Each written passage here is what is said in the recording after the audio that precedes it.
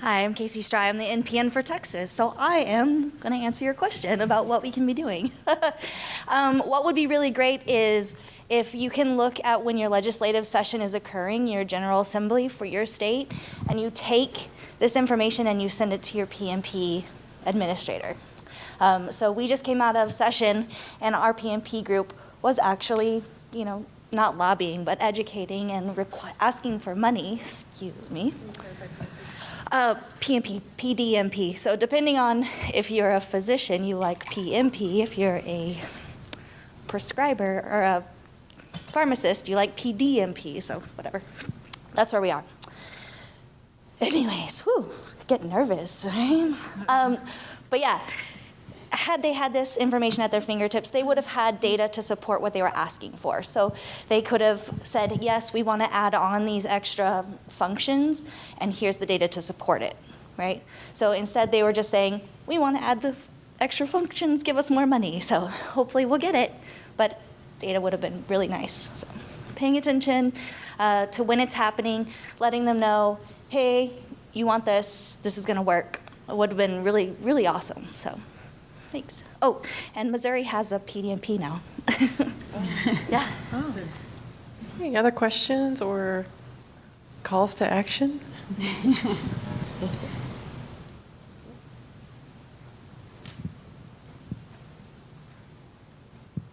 So, Stephanie, I actually had a question for you about the urbanicity factor. Was that presented as a binary variable in the path data itself? So do you think that if there had been subgroup data, we would have seen a difference between rural, suburban, and urban populations? Because the naive conclusion is that prescription drug misuse is prevalent in suburban populations, and we have other kinds of misuse in rural and urban populations. I think that's a great question, and it would be great to be able to look at urbanicity in a more nuanced way and cross it with drugs of abuse, and also interested in sort of sources of where they obtained the substances. And anecdotally, I've been talking to people in Allegheny County, which is the greater Pittsburgh area.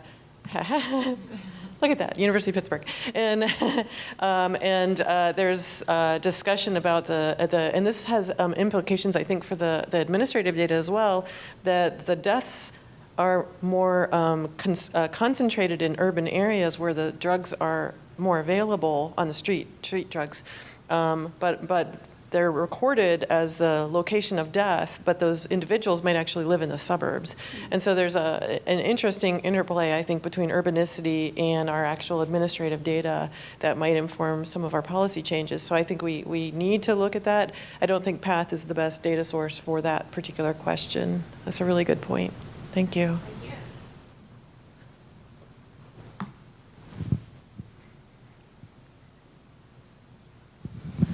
I know source is really an interesting thing that we've been trying to learn more about. I'm I'm Crystal from the University of Illinois. So, and in the Chicagoland area too, we're really worried, like, are the suburban kids coming into the city? Where are they getting this? We've added a question about, where did you get your prescription drugs on our statewide youth survey of middle schoolers and high schoolers. There's also a core survey at the college level. And interestingly, it seems to be kind of high for legitimate prescriptions and friends and family, as you mentioned before. But I know that that's something in particular our PDMP is interested in as well. So I don't know if that question you mentioned it might be on the NUSDA survey, but I didn't know if it was on anything else, like YRBS or Monitoring the Future. I guess I haven't looked into those yet. I'm not sure. Does anyone know about better data sources for where drugs were obtained? I don't know off the top of my head. Yeah. Thinking. You have a thought? Not at the national level, but some of the I think the youth surveys ask for that, like the Washington State Healthy Youth Survey definitely asks where drugs are obtained. I don't know about opioids. Definitely ask about like alcohol, marijuana. Okay. So my question is for Dr. Serda. So you talk about the prescription drug monitoring programs and how they really look for sort of outliers in prescribing, but it sort of seems to me as a new person entering into this field that the problem is that all doctors are prescribing opioids too much. And I just was wondering if there was any of the systems that you encountered that were really looking at sort of decreasing the overall level, overall frequency of prescribing, and not just looking at the doctors who are prescribing, sort of outlier levels, or the patients who are receiving sort of way more than anybody else. Yes, so for example, when evaluating the impact of PDMPs, there have been a lot of more studies actually looking at prescribing than there have been studies looking at overdose. And so they have looked at overall prescribing and then patterns of prescribing, so inappropriate prescribing. And I think in general, prescribing has decreased overall. The concern with that is that, and the concern with focusing on overall prescribing is that there are people for whom opioids are medically indicated and beneficial. And so there is a concern about unintended effects of people being inappropriately tapered off opioids when they should still be on opioids. And really trying to focus more on getting information about inappropriate prescribing and focusing on reducing that. So I think we are at a juncture right now where we need to figure out how to better address that, how to better collect data on inappropriate prescribing, and how to better train doctors to reduce inappropriate prescribing, but not unnecessarily taper off without support people who need to be on opioids. It's a huge challenge, I think. And if I can say one more thing, I do think that there is an opportunity for PDMPs there. If PDMPs would include within it a way for doctors to actually use that information to then automatically refer patients to treatment. I don't think that exists right now, but I think that would be a really important next step in order to avoid unintended effects.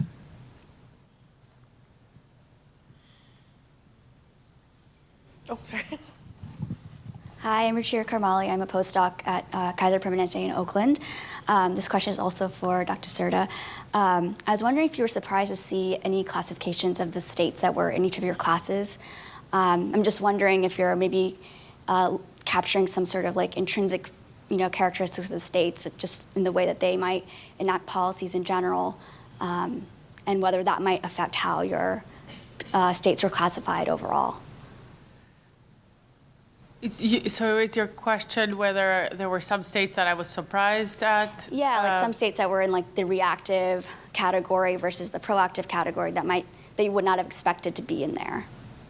That's a good question. I don't honestly remember right now for that, but that's a good question. I think overall the concern about whether it doesn't refer to the specific features, but it actually refers to a more latent, overall tendency of states to adopt more progressive policies. I think that is a real concern.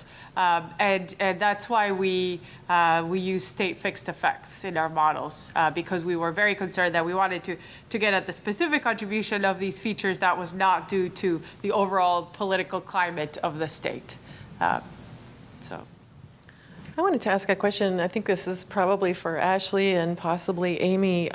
One of the things that I know we've all probably struggled with who've used national epidemiologic data is the wording in the questionnaire items. And we have this rich history of studying things like polydrug use at the national level. But it's really typically past year or past 30-day use of A, B, C, D, E, and maybe looking at patterning and profiling of use behaviors in that regard. But what Ashley was talking about at the end of her talk was the strong need to be able to assess concurrent, simultaneous use of different products that will put you at greatest risk for death. And other negative consequences. And so, should we be rethinking some of the questionnaire items that we're using on some of these national studies, or are augmenting to get at a little bit more in depth, sort of what do they actually do in a use behavior, where use is any type of use combination or behavior. I don't know if you have thoughts about what we should do there. Yeah, and I don't know if this is on. Pull it closer. Testing? Yeah. Okay. Yeah, and this is something that came up at a roundtable yesterday, brought up by Ralph Hinkson from NIAAA, saying that, right now we have a lot of these measures related to past 30-day, past year, but we really don't have an idea of sort of the patterning or the ways in which people are co-using certain substances. And and I think it's absolutely beneficial if we have these questions asking specifically, did you engage in simultaneous use in the past year?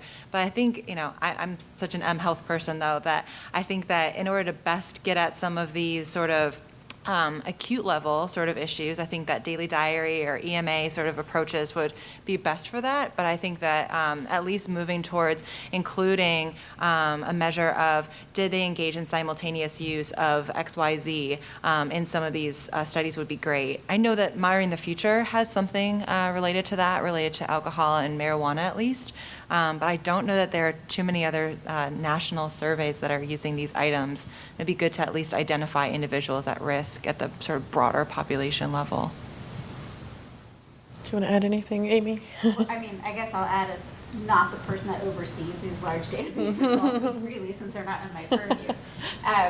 No, I mean, I think you kind of raised this interesting point with how the question was worded in PATH in terms of the lumping together of different types of substances, right? So you can't really disaggregate what it was that was being misused, and I think it sort of speaks to this point of these trends are moving so quickly, but sometimes like our large databases don't move quickly, right? And so what it would take to try and supplement some of these large databases to kind of map onto what's actually happening in the country. And I think sometimes that's the challenge here that we face, with the federal government and these large studies is, we have bureaucracies that aren't so nimble, but we sort of need to be, so I guess what I think about and what I've thought about is how can we supplement some of these larger national databases to ask the questions that we're learning that we need to ask, either around kind of disaggregating these substances that are linked together in questions or new questions that we didn't realize we needed to ask, right? I mean, Monitoring the Future is a 40-year-old survey and it's kind of evolving over time with different trends, but how do we kind of more quickly